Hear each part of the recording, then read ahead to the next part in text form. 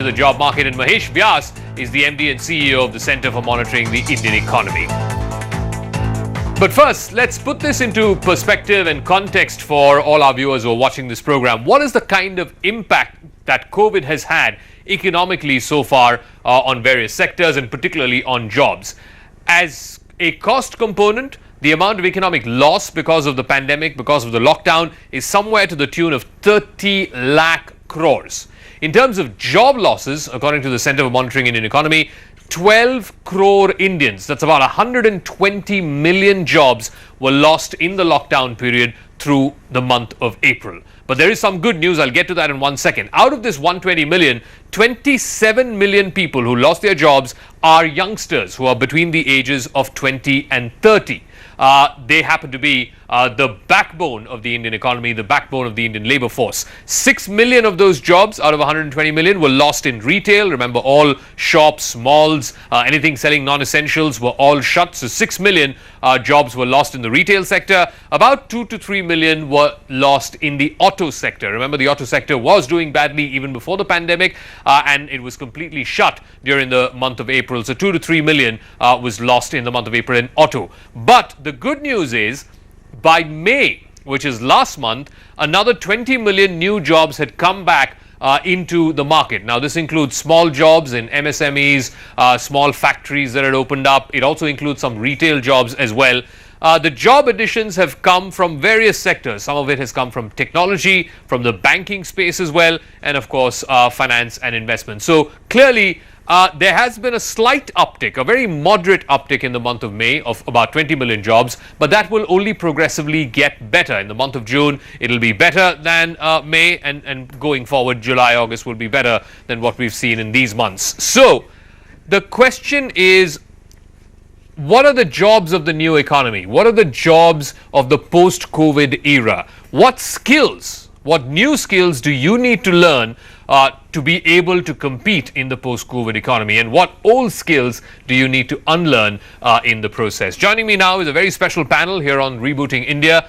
Mr. Praveer Sinha is the CEO and MD of Tata Power, one of the largest power companies in the country. Professor Ashwini Chhatre heads the Jumpstart India initiative at the Indian School of Business. Mr. Shashi Kumar is the managing director of Indeed India. It's one of the largest job search portals in the country. And Shreya Srivastav is a student who has passed out of IIM Ahmedabad. In fact, he's in the graduating class of 2019-20 going into this job market, which is a tough one indeed. Let me start with you, Mr. Sinha, Mr. Praveer Sinha. As one of the largest employers in your sector, and given that it's such a labor-intensive sector as well, what are your outlays, what are your plans for the coming fiscal, as it were, in terms of new hires? I think, you know, in the good old days, in the pre-COVID era, you would hire up to 20,000 people across the country on a yearly basis. But what are you now revising those estimates? And what is it that you're looking at going forward, given the labor intensiveness of your sector?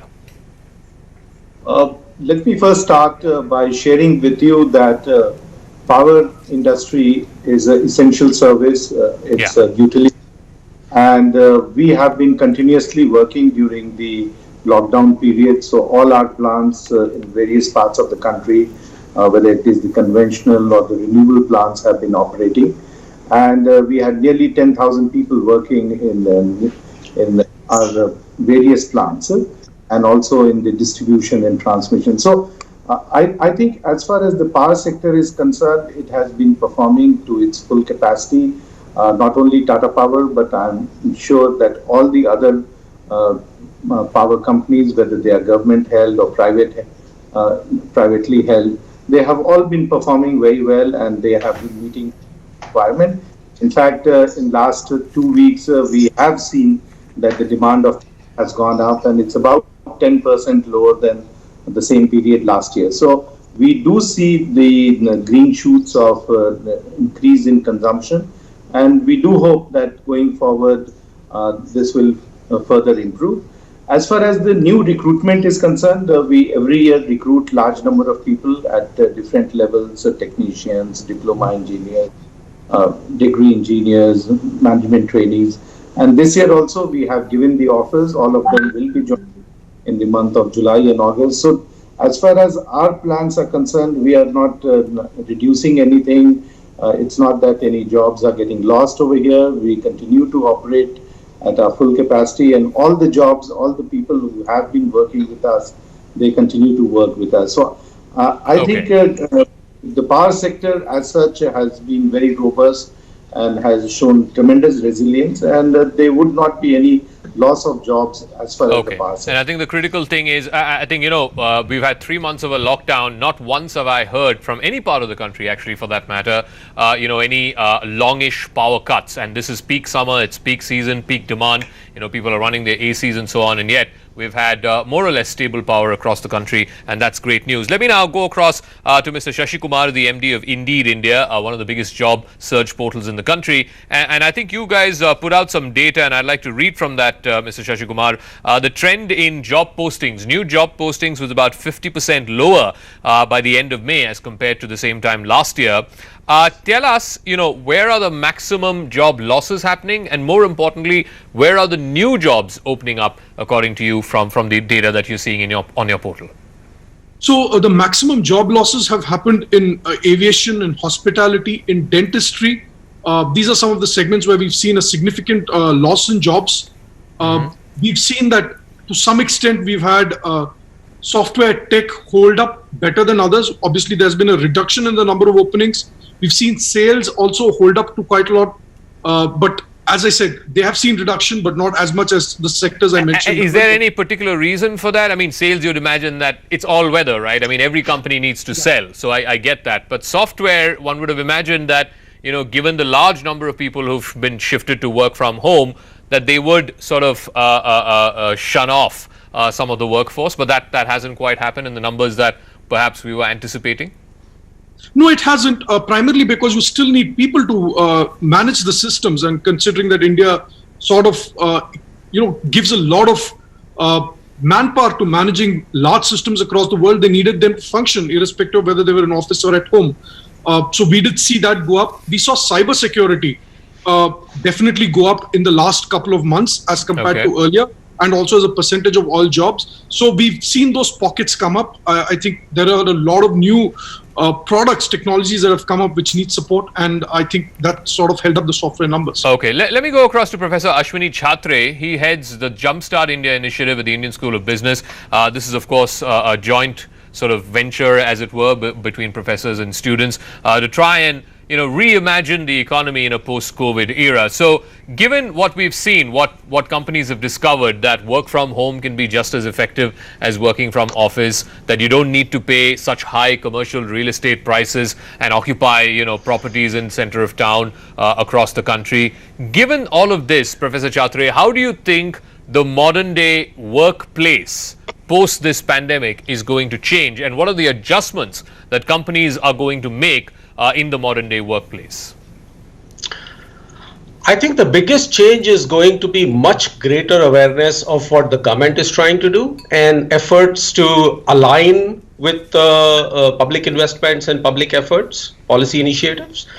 There will be a rising engagement where the private sector will work with public agencies to make things happen. The recovery will not take place without it, and it will have a lasting impact on what the workplace looks like. It means engaging with governments on transport arrangements, on security details, on, of course, power and other infrastructure, etc. But in terms of manpower, the effect will be the greatest. Okay. The government has, at multiple levels, state and center both, have emphasized the skill gap. Okay. It has been a rhetoric for several years now, but COVID-19 is going to push everyone into action and collaborative action in ways that would not have happened without the lockdown and the pandemic. It is important, therefore, to prepare students for that new workplace and the new ethic of working, whether it is from home or an office, or in many cases it will be both, 3 days in the office, 2 days at home, and so on. Okay. But it is important for both business leaders and middle managers to know what the government is doing to make this happen, and how they can align their own strategies with to maximize their own Okay. Yes. Shreyas Srivastav is a recent pass out from IIM Ahmedabad. He was also the recruitment secretary of the batch of 2019-20. He was hired by a famous company, but I believe, Shreyas, your appointment or your joining has been delayed by a few months. I know, because of the sensitivities involved, you can't name the company, and I don't want you to either. But I'm just curious, is that just an individual case, or has that been the case with most of your batchmates, most of your friends who are passing out this year? Joining dates have been delayed for a lot of people in the current batch, and this has been across sectors. But fortunately, the situation is more or less stable. Earlier, you could have joinings that were mostly spread out anywhere between April to August. This year, we have seen the tail being pushed out all the way to October and so on. Okay. But even in that, as somebody mentioned, that some pockets and some sectors are quite stable. So, for example, tech, finance, FMCG, all of these, in all of these sectors, the marquee recruiters have not delayed a lot of joinings. Primarily sectors where there's a lot of live work like consulting or other smaller sectors like startups and all have mostly been under the pressure to delay joinings. Yeah. So yes, joinings have been delayed across sectors. But it's just delayed joining. There hasn't been any taking back of already placed offers or offer letters or anything of that sort. No.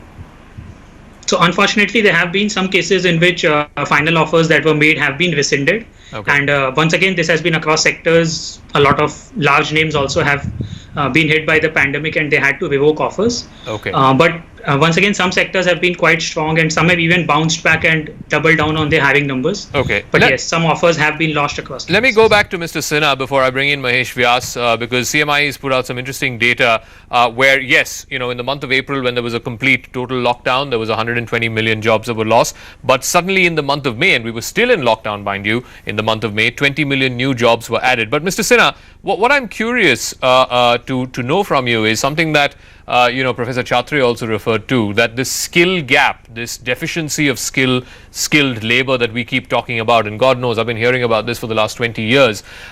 Do you think this pandemic would force our hand finally to address that problem? I mean, I'm just looking at some of the data in front of me in terms of just the skilled labor. Indian workforce, only 5% has formal skill training. In Germany, it's 75%. In Japan, it's 80%. In South Korea, it's 95%. So if we are to compete with the world, we need to go from 5% to at least 50%.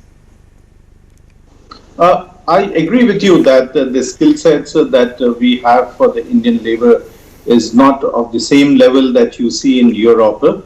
But then that's the traditional way, because many of these people come and work in the unorganized sector.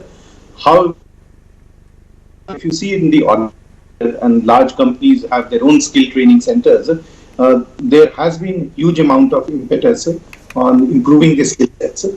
What we have also seen is that over a period of time, these skill sets have improved. Not only in terms of doing mechanical jobs, but also in terms of digital learning that is there. Just for example, I'll share with you that most of the people that work with us are using their own tablets or own smartphones for carrying out their activities. So I think making a general statement may not be absolutely right. Of course, this speed at which the skill sets needs to be improved is something which is a matter of concern that can always be. But the digital technology which we have seen has helped during this period for people to work from home. That's an area where more emphasis needs to be given, and I think the automation that has come along with the digital technology will help us in improving our productivity. Okay, let me go across to Mahesh Vyas, who's the Managing Director and the founder of the Center for Monitoring Indian Economy. Again, the data that you've put out from the CMIE, Mr. Vyas, fascinating this, 120 million jobs lost in the month of April, but in the month of May, when we were still in a lockdown, there has been a significant uptick. 20 million jobs have been added in May. Do you see that positive uptick continue in June and July and in the months ahead as well in a greater degree?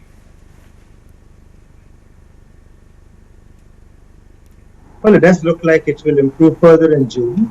The labor participation rate has improved in June. The first week was very promising. the labor participation rate went up to 39%, which was down to 35.5% earlier, which is a very good sign. And in spite of the participation rate improving, which means that more people are coming into the labor market looking for jobs than earlier, the unemployment rate came down. It was around 17% compared to 23% and 21% after that.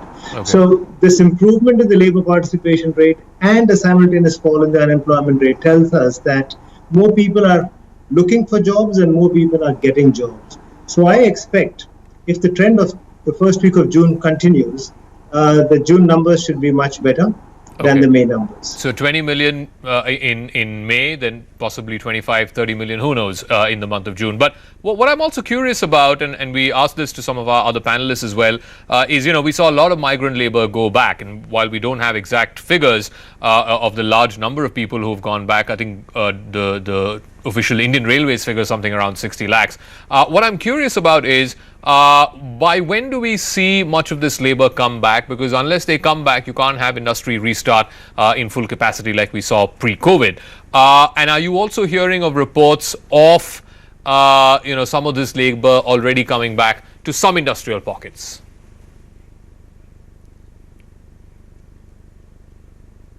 So the data is not, the sample is not large enough for us to be able to break it up into blue collar and white collar, but it's possible to break it up into at least 4 broad categories. Okay. So the largest employment in India is in the informal sector. And these are mostly daily wage earners who are like plumbers and carpenters and masons who stand by the curbside looking for daily jobs and wages, or street hawkers or small traders. These people form a fairly large proportion of the employment in India. These are the ones who lost the jobs the most. Okay. And the recovery that happened in May happened mostly for them. So for example, 122 million jobs were lost. Of that, 91 million were of these small traders and hawkers and daily wage earners. Okay. 14.4 million jobs came back over here when 21 million jobs came back as a whole. So out of 21 million jobs that came back in May, 14.4 million jobs were of this category. Okay. The remaining were mostly amongst business people. That means small shop owners and small factories, workshops have opened up in some places, and employment over there has improved. Yeah. But what has not improved is the salaried classes. Yeah. Now, we do not know how many of these are blue-collared workers and white-collared workers, how many of them are industrial workers and office goers, but we know that 17.7 million salaried jobs were lost in April, and this count went up to 17.8 in May. So it looks like while the jobs or the employment of the daily wage earner is coming back, the better quality jobs of salaried employees is taking a lot more longer to come. Okay. And I think that will remain true for some time. It'll be true for some time. But let me come back to Mr. Shashikumar. And one of the things, again, we've discovered that jobs can be done via remote. And I'm just using the example of a live television newsroom where at any given point of time in the last 3 months, we've only had 25% workforce actually come to the office. The remaining 75% have been working from home.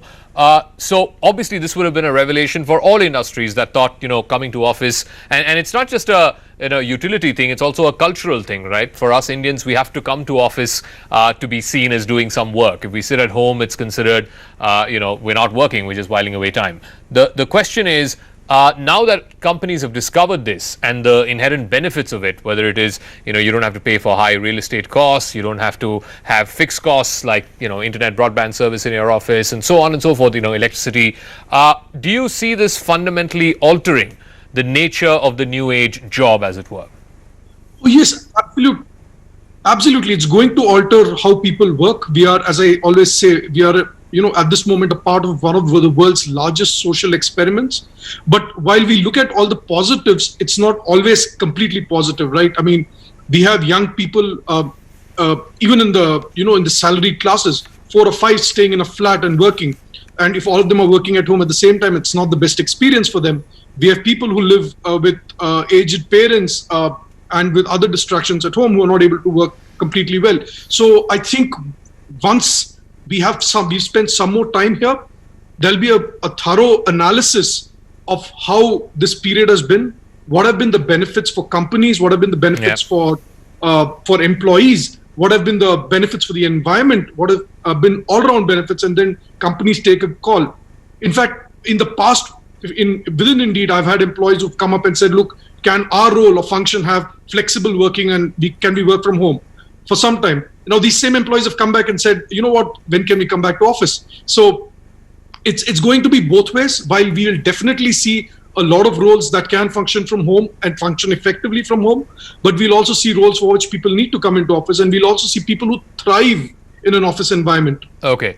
Professor Chhatre, over the last 20 years, and I think every 7 or 8 years, we've had these what are called black swan events, as it were, certainly for the sectors that they affected. And I go back all the way to the 2000, when, you had the dot-com burst, you had the Y2K scare, and then you had emerging out of that, the big IT boom that went on for the first 10 years of the decade, right? And then 2008, you had the global financial crisis, when, suddenly people were re-looking at investment banking and saying, maybe that's not where we want to be. And then you had the big, jump up of startup jobs. Now, because of the pandemic, whatever empirical evidence that we have so far seems to suggest that a lot of startups are scaling back. Do you think COVID could have potentially done to startups what Lehman did to the investment banking space, or what Y2K did to, or the dot-com bubble did to the initial burst of dot-coms? One aspect of it is creative destruction. Yeah. So it is quite likely that there were a lot of startups that would not have survived one way or the other, and the pandemic has hastened the natural selection. The second aspect is that so many new ideas have been thrown up in the pandemic, and we will see an exponential growth of startups where entrepreneurs will latch onto these new ideas and with a sense of purpose and a sense of mission, because now they are not only trying to solve a problem of how to make profit, but also trying to address grand challenges in the Indian economy. I think this is a great opportunity for startups, and I see a boom ahead, not a cull. Okay. Although there will be destruction in the short term. Of course there will. All right, Shreyas, I'll give you the final word. Are you hopeful for the near future? I know you've got a delayed appointment, but are you and your batchmates hoping that you can use this opportunity, you can use this pandemic to create not just the jobs of the future, but like Professor Chhatre said, it's not just about creating value or profit anymore, it's about maybe even creating social good?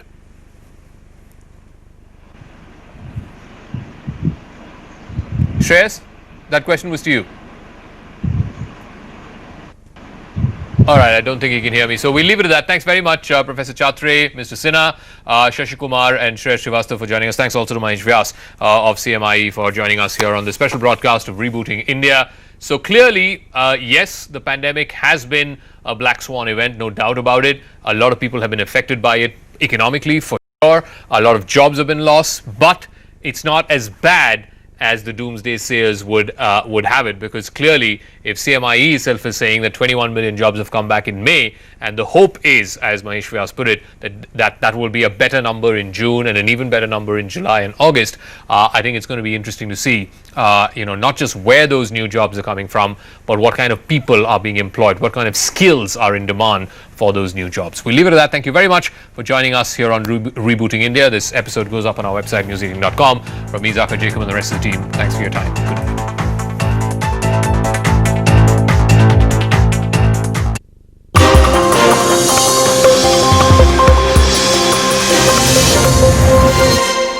Co-presented by clinically proven relief from tooth sensitivity. Co-powered by Taste Subway's 5 refreshing flavors.